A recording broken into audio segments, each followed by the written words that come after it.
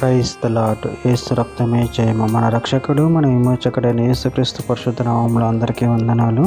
చిన్న ప్రార్థన ద్వారా ఈ రాత్రికాల వాక్య ధ్యానం చేసుకుందాము.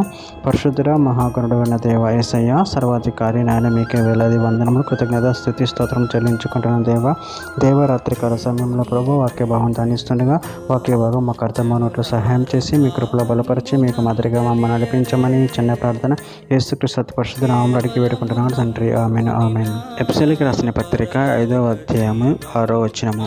వ్యర్థమైన మాటల వలన ఎవడును మిమ్మల్ని మోసపరచనీయకుడి, ఇట్టి క్రియల వలన దేవుని ఉగ్రత అవిధులైన వారి మీదకి వచ్చును. ఆమేన్. దేవుడి వాక్య భాగం దీవించును గాక.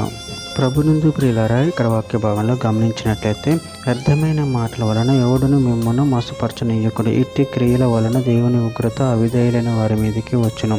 అదేవిధంగా వాక్య భాగంలో గమనించినట్లయితే ఇర్మీయా గ్రంథం 29:8-9 వచనాల్లో ఇజ్రాయేలు దేవుడును సైన్యములకు అధిపతి యెహోవా ఇలాగూ సెలవిచ్చుచున్నాడు, మీ మధ్యనున్న ప్రవక్తల చేతనైనను మంత్రాజ్ఞుల చేతనైనను మీరు మోసపోకుడి. మీలో కలలు కొనువారి మాటలు వినకుడి, వారు నా నామమును బట్టి అబద్ధ ప్రవచనములను మీతో చెప్పుదురు, నేను వారిని పంపలేదు. ఇదే యెహోవా వాక్కు. గళతీయులకు రాసిన పత్రిక 6వ అధ్యాయం 7-8 వచనం. మోసపోకుడి, దేవుడు వెక్కిరింపబడుడు, మనుషుడు ఏమి విత్తనో ఆ పంటనే కోయును. ఎలాగనక తన శరీరమును బట్టి విత్తువాడు తన శరీరం నుండి క్షయమును పంట కోయును, ఆత్మను బట్టి విత్తువాడు ఆత్మ నుండి నిత్య జీవమును పంట కోయును. మత్తయి సువార్త 7వ అధ్యాయం 15వ వచనం. అబద్ధ ప్రవక్తను గురించి జాగ్రత్త పడుడి, వారు గొర్రెల చర్మములు వేసుకొని మీ యుద్ధకు వత్తురు, కానీ లోపల వారు క్రూరమైన తోడేళ్ళు. లూకా సువార్త 21వ అధ్యాయం 8వ వచనం. ఆయన మీరు మోసపోకుడి, చూసుకొనుడి, అనేకులు నా పేరిట వచ్చి నేనే ఆయనననియు కాలం సమీపించిననియు చెప్పుదురు, మీరు వారి వెంబడి పోకుడి. కొరింథీయులకు రాసిన 2వ పత్రిక 6వ అధ్యాయం 14వ వచనం.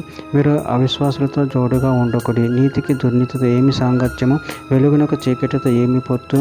హెబ్రీయులకు రాసిన పత్రిక 13వ అధ్యాయం 9వ వచనం.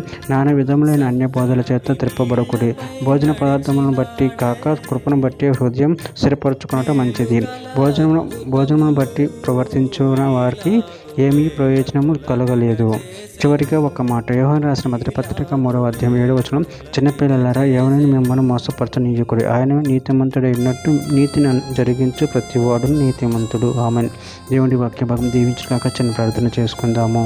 పరిశుద్ధుడు మహాగణుడైన దేవేశయ్య, మీరు ఇచ్చిన వాక్య దినానికి ప్రభు కృతజ్ఞతలు చెల్లించుకుంటూ వ్యర్థమైన మాటల వల్ల ప్రభు మమ్మల్ని మేము మోసం చేసుకోకుండా ప్రభు నీ ఎంత భయభక్తులు కలిగి మీ ప్రేమ కృప మమ్మల్ని బలపరిచి సిద్ధపరచమని చిన్న ప్రార్థన ఈ నామములో అడిగి పెట్టుకుంటున్నాను తండ్రి. ఆమేన్ ఆమేన్.